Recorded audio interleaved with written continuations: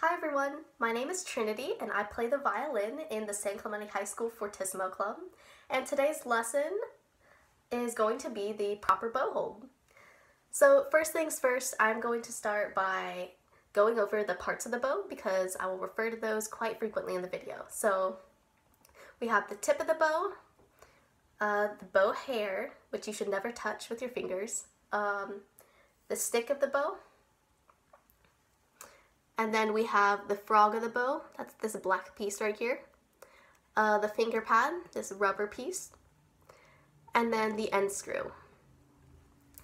Okay, so first I'm going to go through the steps on how to hold your bow. There's two places that you could put your thumb. You could put it in this little groove right here, created by the frog, or you can put it sort of in between the frog and the finger pad. That's sort of whatever you prefer.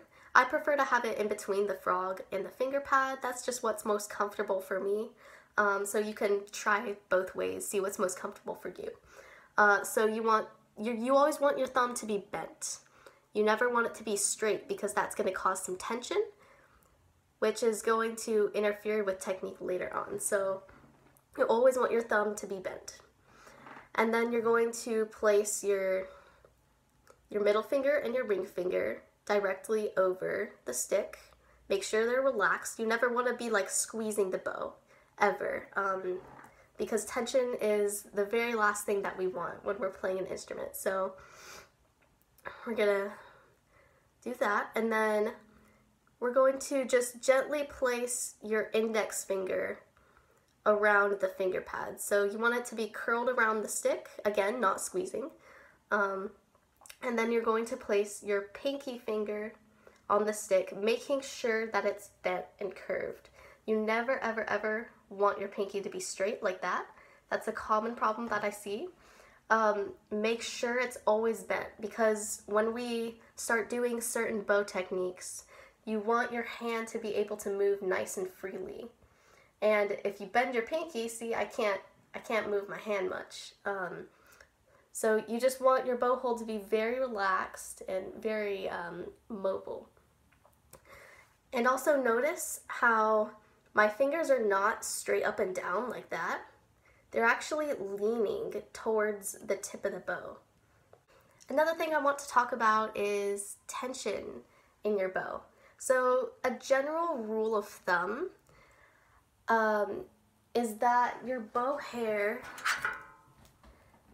should be about a pencil's width away from the stick.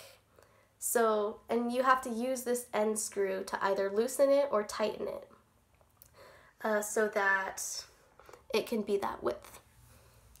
And later on, when we use different techniques, you might need to tighten or loosen the bow depending on what technique we are using and what works best for you. But that's just a general rule of thumb. You never want your bow to be too tight or too loose when you're playing. Also, when you are storing your bow in your case, you want to make sure that you loosen your bow quite a bit. Because if you don't, if you put it in your case and it's tight, then it's going to cause some damage to the stick of the bow as well as possibly the hair. And the last thing I would like to talk about is a common mistake that I see when students are bowing. So a lot of students will do, when they bow, their index finger will sort of straighten and sort of fly off the stick while they're playing. So just really keep that in mind. Make sure that your index finger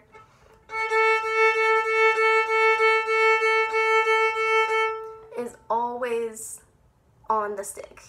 Your index finger is also going to play an important role in playing advanced techniques like spiccato, as well as controlling the dynamics, which we will talk about in later videos. So I really hope that you guys enjoyed this video and that you learned something, and I hope you guys are all staying safe and healthy, and I will see you later. Bye!